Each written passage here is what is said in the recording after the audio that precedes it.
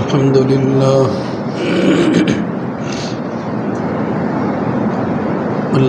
لله نحمده ونستعينه ونستغفره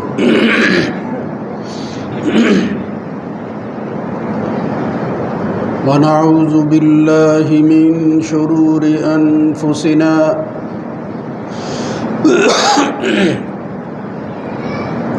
ومن سيئات أعمالنا من يهده الله فلا مضل له ومن يضلل فلا هادي له وأشهد أن لا إله إلا الله وحده لا شريك له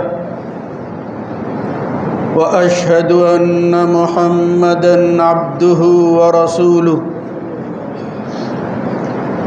اللهم صل على محمد وعلى آل محمد كما صليت على إبراهيم وعلى آل إبراهيم إنك حميد مجيد اللهم بارك على محمد وعلى آل محمد كما باركت على إبراهيم وعلى آل إبراهيم في العالمين إنك حميد مجيد أما بعد فإن خير الحديث كتاب الله وخير الهدى هدى محمد صلى الله عليه وآله وسلم وشر الأمور محدثاتها وكل محدثة بدعة وكل بدعة ضلالة وكل ضلالة في النار رب أعوذ بك من همزات الشياطين من همزه ونفخه ونفثه يا أيها الذين آمنوا اتقوا الله حق تقاته ولا تموتن إلا وأنتم مسلمون يا أيها الناس اتقوا ربكم الذي خلقكم من نفس واحدة وخلق منها زوجها وبث منهما رجالا كثيرا ونساء واتقوا الله الذي تساءلون به والأرحام إن الله كان عليكم رقيبا يا أيها الذين آمنوا اتقوا الله وقولوا قولا سديدا يصلح لكم أعمالكم ويغفر لكم ذنوبكم ومن يطع الله ورسوله فقد فاز فوزا عظيما رب اشرح لي صدري ويسر لي أمري واحلل عقدة من لساني يفقه قولي وقال نسوة في المدينة امرأة العزيز تراود فتاها عن نفسه قد شغفها حبا إنا لنراها في ضلال مبين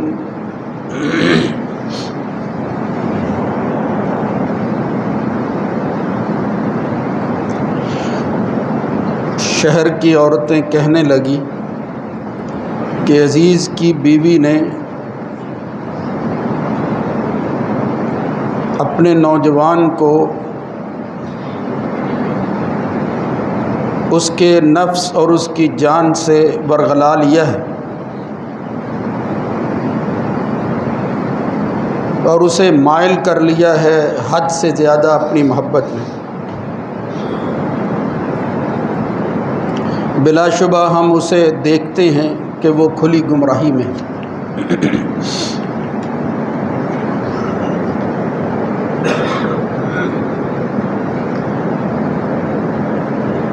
اللہ رب العزت کی حمد و ثنا کے بعد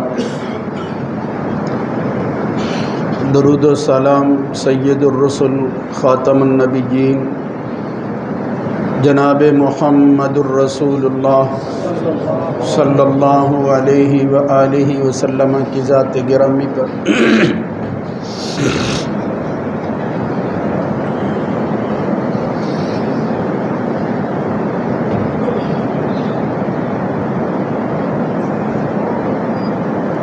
قرآن مجید فرقان حمید کا مطالعہ کریں یا نبی کریم صلی اللہ علیہ وآلہ وسلم کی حدیث اور سنت کو بالتفصیل دیکھیں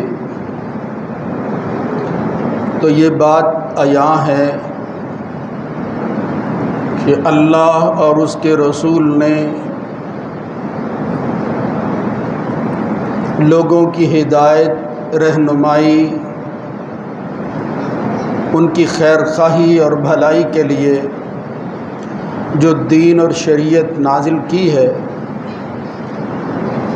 وہ اپنے ظاہر اور باطن دونوں حوالوں سے پوری جامعیت کے ساتھ ہمارے سامنے موجود ہے۔ اس میں الفاظ کا چناؤ ہو، کسی اصطلاح کا استعمال ہو، کسی ضرب المثل کو بیان کیا گیا ہو، ایسی خوبصورتی اور حسن نظر آتا ہے کہ اس طرح کا کلام کسی دوسرے کے بس اور اختیار میں دکھائی نہیں دیتا۔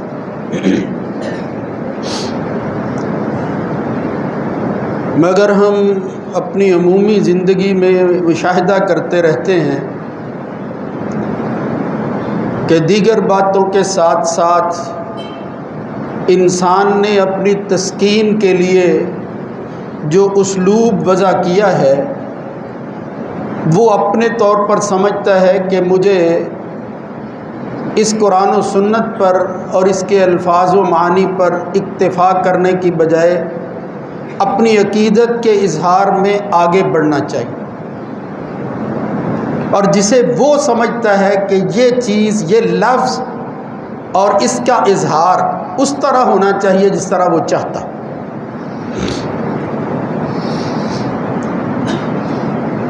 اس میں یقیناً اجازت کی حد تک تو کوئی اشکال نہیں ہے کہ انسان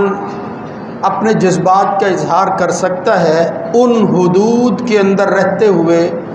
جو شریعت نے ہمارے لیے مقرر کی۔ ان سے تجاوز کرنا، آگے بڑھنا، وہ اگر حرام نہیں ہے تو پسندیدہ بھی نہیں ہے، اس کو کراہت کے ساتھ قبول کیا گیا ہے۔ جس طرح شعراء کے حوالہ سے قرآن مجید کی ایک صورت میں، سورہ شعراء میں ہی اللہ رب العزت نے فرمایا وَالشُّعَرَاءُ يَتَّبِعُهُمُ الْغَاوُونَ، شعراء اور شعر کہنے والوں کی پیروی عام طور پر وہ لوگ کرتے ہیں جو بھٹکے ہوئے ہوتے ہیں، یعنی جن کی زندگی کے اندر توازن نہیں ہوتا۔ یہ ذرا بھٹکا ہوا لفظ اگرچہ ترجمہ ضرور ہے، لیکن یوں معلوم ہوتا ہے کہ شاید وہ گمراہی کے طرف گئے ہیں۔ چلے میں احتیاط ہی کرتا ہوں، لیکن فرمایا الم تر انہم فی کل وادی یہیمون، آپ شاعروں کو دیکھتے ہیں کہ کس طرح کلابے ملاتے ہوئے وادیوں میں یوں گھومتے پھرتے ہیں اور اس طرح اپنے سفر کو آگے بڑھاتے ہیں کہ جیسے ان کو کسی کی پرواہ نہیں ہوتی۔ فی کل وادی یہیمون، آگے فرمایا وانہم یقولون ما لا یفعلون، وہ زبان کے بڑے میٹھے، زبان کی کمائی کھاتے ہیں، یعنی زبان کے کہے ہوئے الفاظ کے ذریعے جو ہے وَأَنَّهُمْ يَقُولُونَ مَا لَا يَفْعَلُونَ، کہنے کی حد تک تو بڑی بڑی باتیں کرتے ہیں۔ اقبال بڑا اپدیشک ہے، من باتوں میں منہ لیتا ہے، یہ بھی شاعر ہمارا قومی شاعر ہے، کہتے ہیں گفتار کا غازی تو یہ بنا، کردار کا غازی بن نہ سکا۔ یہ اسی آیت کا ترجمہ ہے، وَأَنَّهُمْ يَقُولُونَ مَا لَا يَفْعَلُونَ، کہتے ہیں کرتے کرتے کچھ نہیں۔ وہ ہر حال میں اگر آپ ان کو دیکھیں تو اسی طرح کا رویہ ان کا نظر آتا ہے۔ خیر بات لمبی نہ ہو جائے، میں جو بات عرض کرنا چاہتا ہوں وہ یہ ہے کہ اللہ اور اس کے رسول کے الفاظ ان کا چناؤ، ان کی خوبصورتی، ان کے اندر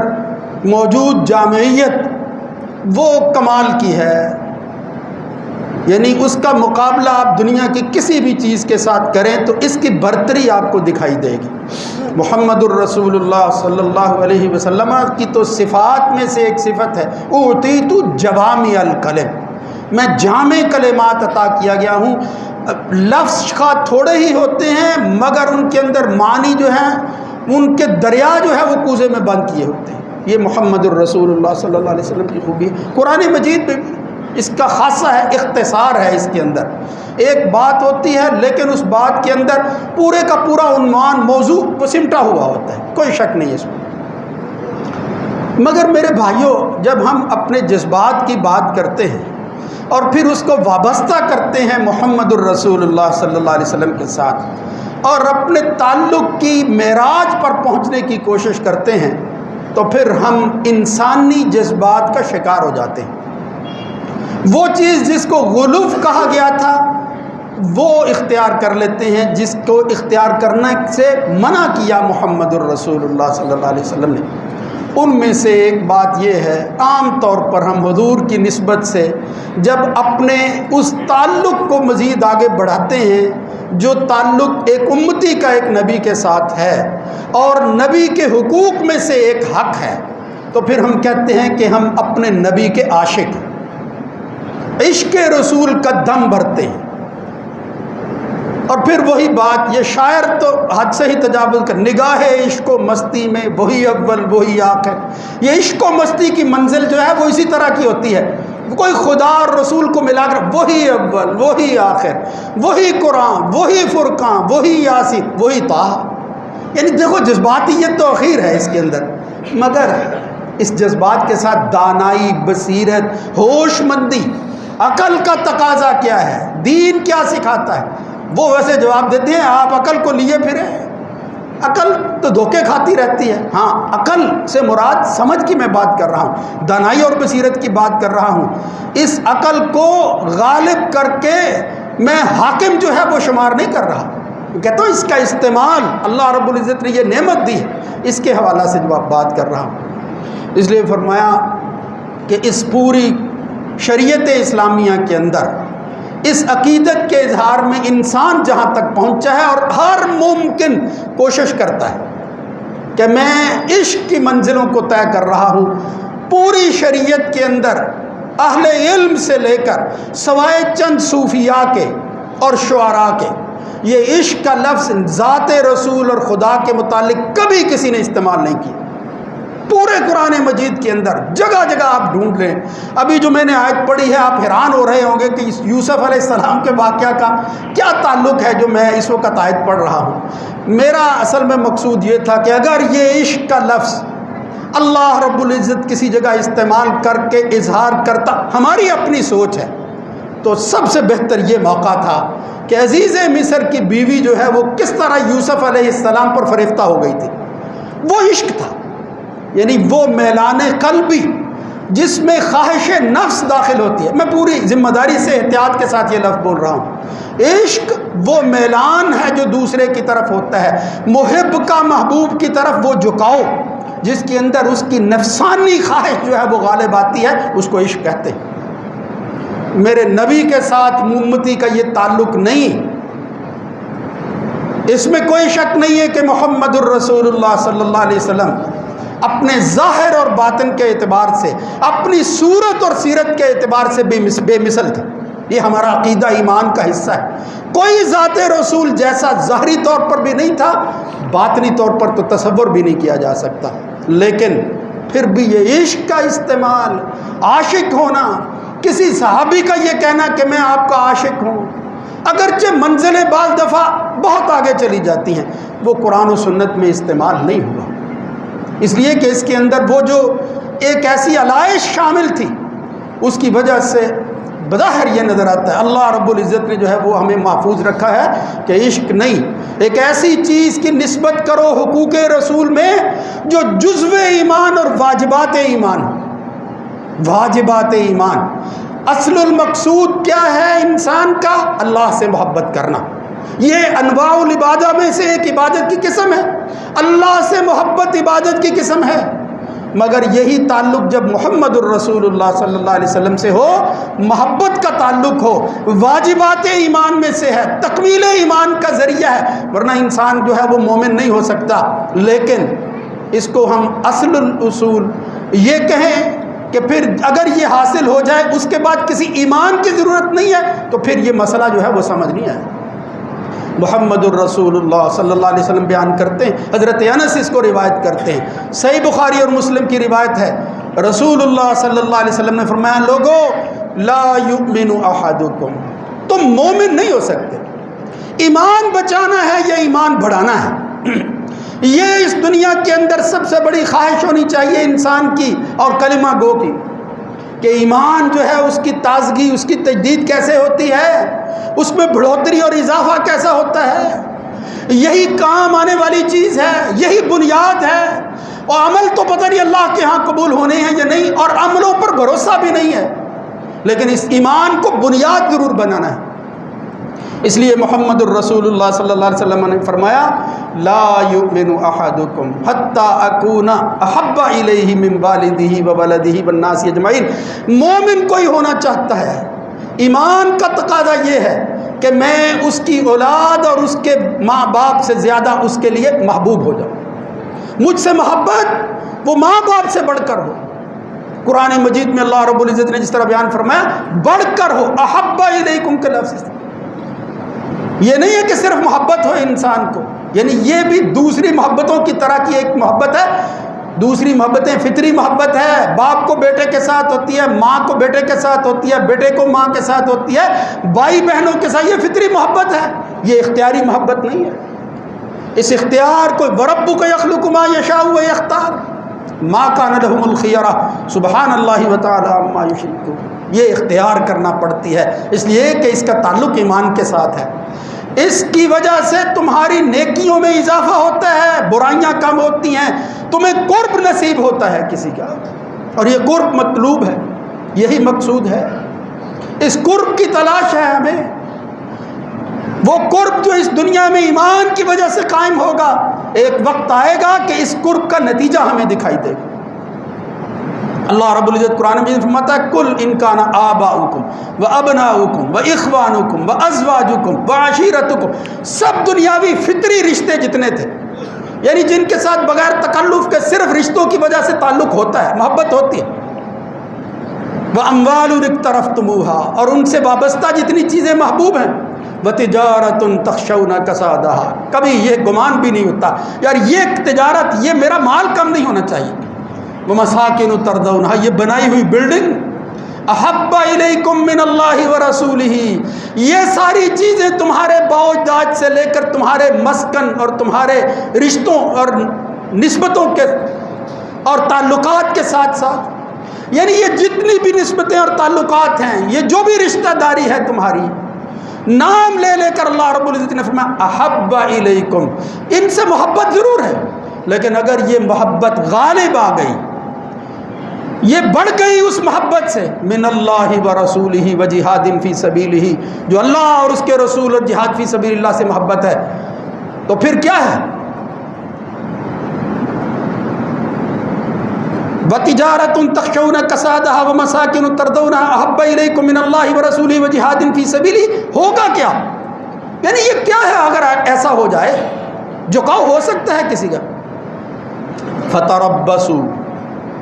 پھر فرمایا اس کے بعد یہ اتنی اہم چیز ہے، اس کو صرف شعروں میں دہرانا نہیں ہے، نعتیں نہیں پڑھنی، غزلیں نہیں بنانی، عملاً ثابت کرنا ہے کہ مجھے اللہ اور اس کے رسول کے ساتھ سب جہان سے بڑھ کر محبت ہے، یہ ایمان ہے، یہ ہمارا عقیدہ ہے، ہمارے سے مراد مسلمان کا عقیدہ ہونا چاہیے، اسلام اس کا تقاضا کرتا ہے، اگر مسلمان اپنے ایمان کو بچانا چاہتا، احب الیکم من اللہ ورسولہ وجہاد فی فتربصوا، اگر نہیں ہے تو پھر منتظر رہو کہ کب وہ اللہ وہ وقت لاتا ہے، حتی یاتی اللہ بامرہ واللہ لا یہدی القوم الفاسقین، اگر معاملہ یہ اتنے بوت والا اور دوری والا ہو جائے کہ یہ ساری چیزیں جو ہے وہ اللہ رسول کے مقابلہ میں تمہیں زیادہ محبوب ہو گئی ہیں، پھر اللہ کا عذاب تم پر آنے والا ہے، تم اس عذاب کا حصہ بننے والے ہو جس کے متعلق تمہیں پتہ نہیں ہے کہ کب آ جانا ہے. فتربصوا حتی یأتی اللہ بامرہ. اتنی اہم چیز ہے یہ محبت رسول، اتنا قیمتی اثاثہ ہے، اس کو بچانا ہے، باقی سب کچھ بچ جائے گا. اگر یہ چھن جائے کچھ بھی حاصل نہیں ہوگا، سب کچھ ختم ہو جائے گا. اور مومن کا تو کچھ رہتا ہی نہیں ہے اگر وہ اللہ کے رسول کے ساتھ یہ ایمانی محبت، یہ تعلق قائم نہ کرے. جناب عمر رضی اللہ تعالیٰ صحابی کہتے ہیں کننا مع النبی صلی اللہ علیہ وسلم، ہم حضور کے ساتھ ہیں، وہو آخذ بید عمر بن الخطاب. یہی تو قریبی ساتھی تھے، کبھی دائیں دیکھو بائیں دیکھو، ایک طرف ابو بکر ہوتے تھے دوسری طرف عمر ہوتے تھے. حضرت عمر کا ہاتھ پکڑا ہوا محمد الرسول اللہ صلی اللہ علیہ وسلم نے اس محبت کے انداز میں جب کسی کا ہاتھ بندہ پکڑ، کبھی سوچ کر تو دیکھو اللہ کا رسول عمر کا ہاتھ پکڑے ہوئے ہے. عمر نے کہا آج بڑی محبت کا اظہار ہو رہا ہے، ہر وقت ہی تعلق تو تھا. تو پھر اس وقت کہا یا رسول اللہ صلی اللہ علیہ وسلم لأنت احب الی من کل شیء الا نفسی. عمر سچائی کا علم بردار بندہ، دل میں جو بات آئی ہے حضور کے سامنے رکھ دی. یا رسول اللہ میں اپنی جان کے علاوہ باقی ہر چیز کے مقابلہ میں آپ کو زیادہ محبوب جانتا ہوں. اپنی جان، سچائی کی بات تھی، دل میں تھی، کہہ دی. یا رسول اللہ میں اپنی جان کے علاوہ باقی ہر چیز سے زیادہ آپ سے محبت کرتا ہوں. محمد الرسول اللہ صلی اللہ علیہ وسلم نے فرمایا لا انت یا عمر، نہیں عمر، ابھی بات پھر مکمل نہیں ہوئی. والذی نفسی بیدی، اللہ کی قسم اٹھا کر محمد الرسول اللہ صلی اللہ علیہ وسلم نے یہ بات کہی. ویسے بھی کہہ دیتے تو پھر پکی ہی بات تھی، رسول کی زبان سے بات جاری ہو رہی تھی، لیکن کہا میں اللہ کی قسم اٹھا کر جس کے ہاتھ میں میری جان ہے کہہ رہا ہوں عمر میرا تیرے ساتھ جیسا بھی تعلق ہے، لیکن میں قسم اٹھا کر تجھے یہ بتانا چاہتا ہوں یہ جو تو اپنی جان کو میرے سے زیادہ الگ کر کے اس سے محبت کر رہا ہے، اللہ کی قسم تو اس وقت تک مومن نہیں ہو سکتا جب تک اپنی جان سے بڑھ کر مجھ سے محبت نہ کر. اس سے بھی بڑھ کر جان بھی وہ ایک طرف ہو، دوسری طرف محبت رسول ہو، ترجیح محبت رسول کو ہونی چاہیے. یہ جان اتنی عزیز نہیں ہے جتنی محمد سے جو ہے وہ محبت عزیز ہے. تو پھر عمر بن خطاب نے کہا ہاں یا رسول اللہ معاملہ یہ ہے، تو پھر انت احب الی من کل شیء، پھر آپ میری جان سے بھی زیادہ عزیز ہیں. پہلے بھی سچ بولا، عمر اب بھی سچ بول رہا ہے کہ محمد صلی اللہ علیہ وسلم سے محبت یہ سب سے بڑھ کر ہے مجھے. اس وقت حضور نے فرمایا الآن یا عمر، الآن یا عمر، اب پہنچے ہو منزل پر عمر، میں ایمان کی یہی منزل تمہیں دکھانا چاہتا تھا، تم پہنچ گئے ہو وہاں. اب پھر تیرے محلات کی خوشخبری میں اسی دنیا میں دے رہا ہوں کہ تو واقعتاً اپنے ایمان میں اتنا کامل ہے کہ محمد سے اپنی جان سے بھی زیادہ محبت کرتا ہے. میرے بھائیوں یہ صرف عمر کی بات نہیں ہے، آپ حدیثیں دیکھیں، فرضی واقعات گھڑ گھڑ کر غزلیں پڑھتے رہتے ہیں. کبھی محمد الرسول اللہ صلی اللہ علیہ وسلم کے جانثار فداکار صحابہ وہ جان دیتے تھے، اللہ کے رسول سے محبت کا یہ عالم تھا. عروہ ابن مسعود ثقفی صحیح بخاری میں روایت آتی ہے، وہ قریش کی طرف سے، کافروں کی طرف سے نمائندہ بن کر آیا. اس نے بہت کچھ دیکھا اور وہ جائزہ لیتا رہا. واپس جا کر جو اس نے کہا اے اللہ کے بندو، ہدایت کا پیغام تم تک پہنچ چکا ہے، قبول کر لو. انہوں نے کہا ہم نے تجھے اپنا نمائندہ بنا کر بھیجا تھا، پھر گیا ہے تو کیا بات کر رہا ہے؟ اس نے کہا اللہ کی قسم لقد وفدت علی ملوک، لقد وفدت علی قیصر و کسری و نجاشی، میں نے دنیا کی بڑی بڑی سپر طاقتیں، اس وقت بڑی سپر طاقت کیسر و کسری اور نجاشی، میں نے ان کے دربار بھی دیکھے ہیں، میں نے بادشاہوں کی وہ کچہریاں دیکھی ہیں، بادشاہوں کے محلات دیکھے ہیں. واللہ میں قسم اٹھا کر کہتا ہوں ما يعذب احد، کوئی ایسا شخص کہ جو تعظیم کرتا ہو کسی کی محبت میں جو ہے وہ گرفتار ہو اور اس کی محبت کے اندر وہ محبت کا اظہار کرے، تو کسی شخص نے اپنے کسی بادشاہ کی کبھی وہ عزت نہیں کی، کبھی وہ تعظیم نہیں کی. ما يعذب اصحاب محمد محمد صلی اللہ علیہ وآلہ وسلم، جو تعظیم اور محبت میں نے محمد کے اصحاب کی محمد کے ساتھ جو ہے وہ محبت کرتے ہوئے دیکھی. یار تعظیم کی کوئی حد ہوتی ہے، کیا تعلق ہے جو انہوں نے قائم کر رکھا ہے. بادشاہوں کے دربار دیکھے، درباری ظاہری طور پر ہی دیکھ لو کر لیتے ہیں، اس کا قرب حاصل کرنے کے لیے جھوٹ ہی صحیح لیکن اس کا اظہار کر دیتے. میں نے کبھی ایسا نہیں دیکھا. انہوں نے کہا کیا دیکھ لیا ہے؟ اس نے کہا واللہ ان یتنخم نخامۃ الا وقعت فی ید رجل من. اور محمد اپنے منہ سے لعاب جو ہے لعاب باہر پھینکتا ہے. وہ صحابی ہاتھ لیے ہوئے کھڑے ہوتے ہیں کہ ہم کون خوش نصیب ہے کہ محمد کا جو ہے وہ لعاب اس کے ہاتھ پر پڑے. اللہ کا رسول منہ سے لعاب نکالتا ہے، تھوکتا ہے زمین پر، وہ اس کے تھوک کو زمین پر نہیں گرنے دیتے، اپنے ہاتھ نیچے کر دیتے ہیں. یتنخم نخامۃ الا وقعت فی کف رجل منہ. اور فرمایا پھر اسی پر بس نہیں ہے، میں نے دیکھا فما توضأ کادوا یقتتلون علی وضوئہ. اور وہ عبادت کے لیے وضو کر رہا ہوتا کہ اس کے جو ہے وہ پروانے ارد گرد وہ منڈلاتے پھرتے تھے اور اس کے پانی کو زمین پر نہیں گرنے دیتے تھے، بلکہ وضو کا پانی وہ لیتے دلک بہا وجہہ، وہ اپنے چہرے پر مل لیتے تھے، اپنے ہاتھوں پر مل لیتے تھے، وضو کا پانی زمین پر نہیں گرنے دیتے تھے. یہ سب ایمان کی نسبتیں ہیں میرے بھائیوں. اللہ کے رسول کا استعمال کرتا وضو کا پانی، اس سے متبرک پانی اور کیا ہو سکتا ہے؟ اور وہ اس تبرک کو حاصل کرتے ہیں. اس پر وہ کہتے ہیں، وہ عروہ بن مسعود کہتا ہے میں نے دیکھا اس کو حاصل کرنے میں کہیں ان کی لڑائی نہ ہو جائے، آگے بڑھ بڑھ کر وہ اس پانی کو حاصل کرتے تھے. لمبی روایت ہے، سب کچھ بیان کیا عروہ بن مسعود نے، اور پھر کہا اس طرح کی تعظیم وہ بادشاہوں کے نہیں ہوا کرتی، معاملہ کچھ اور ہے. یہ رشد و ہدایت کا پیغمبر اگر تمہیں پیغام پہنچا رہا ہے قبول کر لو، اسی کے اندر خیر خواہی. محمد الرسول اللہ صلی اللہ علیہ وسلم ایک واقعہ نہیں ہے. صحیح مسلم کے اندر روایت آتی ہے، حضرت انس کہتے ہیں رأیت رسول اللہ صلی اللہ علیہ وسلم والحلاق یحلق، میں نے دیکھا اللہ کے رسول صلی اللہ علیہ وسلم بال کٹوا رہے تھے. وأطاف اصحابہ، اور حضور کے صحابہ طواف کر رہے تھے حضور کے ارد گرد. طواف سے مراد مطلب گھوم رہے تھے، خدا نخواستہ وہ طواف عبادت والا نہیں، گھومتے تھے کہ حضور کی وہ کٹنگ، جو حلاق وہ بار وہ کٹائی کرنے والا جو حضور کے بال کاٹ رہا ہے وہ بال زمین پر نہ گرے، اس کو لے کر جو ہے وہ محفوظ کر رہے تھے محمد الرسول اللہ صلی اللہ علیہ وسلم کے صحابہ. میں نے دیکھا جناب ام سلیم حضرت انس کی والدہ کے پاس حضور قیلولہ کرنے کے لیے جاتے ہیں، حضور کا پسینہ بہت بہتا تھا. ام سلیم وہ شیشیاں لے کر، چھوٹی چھوٹی سی وہ چیزیں جس میں کوئی چیز محفوظ ہو سکے، شیشی لے کر اس میں نبی کریم صلی اللہ علیہ وسلم کا وہ پسینہ اکٹھا کر رہی تھی، جمع کر رہی تھی. حضور نے دیکھا، کہا یا ام سلیم ما کنت تصنعین ھکذا، یہ تو کیا کر رہی ہے؟ فرمایا یا رسول اللہ ہم تیرے پسینے کو خوشبو میں استعمال کر کے اپنے لیے استعمال کرتے ہیں، خوشبو میں ڈال لیتے ہیں. اس سے بڑھ کر ایک روایت میں آتا ہے کہ اللہ کے رسول کے پسینے کی خوشبو عنبر و مسک یعنی کستوری اور عنبر سے بھی اطیب ریحۃ، یعنی نبی کریم صلی اللہ علیہ وسلم کے اس پسینے کی خوشبو آتی تھی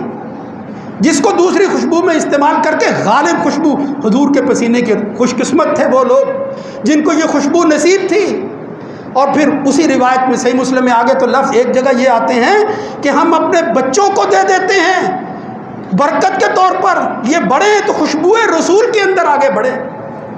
ان کی پرورش ہو، خوشبو لگائیں مسلمان تو محمد الرسول اللہ صلی اللہ علیہ وسلم کے پسینے کی خوشبو لگائیں. رسول اللہ صلی اللہ علیہ وسلم نے پھر یہ نہیں کہا کہ یہ تم حد سے تجاوز کر رکھا، ہاں میں اللہ کا رسول ہوں. اصبتا، جو لوگ یہ کرتے ہیں اپنے بچوں کی تربیت کے اندر میرے پسینے کو خوشبو میں استعمال کر کے ان کو لگاتے ہیں، درست کر رہے ہیں.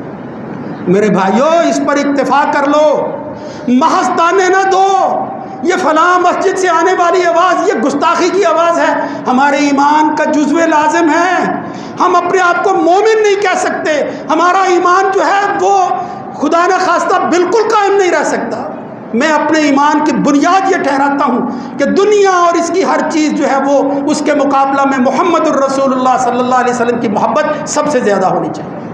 یہی ایمان ہے، اسی پر ہم قائم ہیں. اور حضرت انس کی زبان میں اسی پر قائم رہنا چاہتا ہوں. انا احب النبی صلی اللہ علیہ وسلم و ابا بکر و عمر فارجو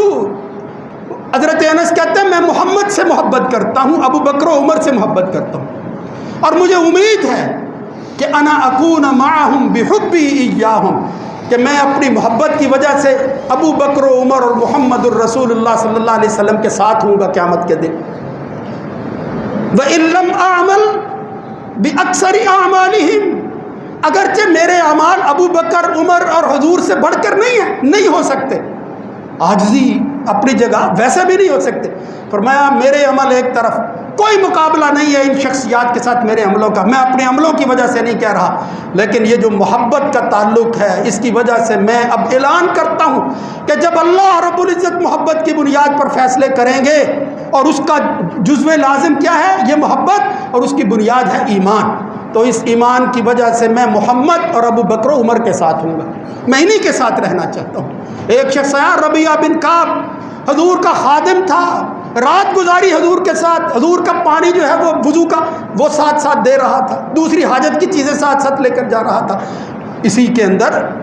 نبی کریم صلی اللہ علیہ وسلم نے کہا کہ ربیعہ مانگو، کیا مانگتے ہیں؟ اب میرے بھائیوں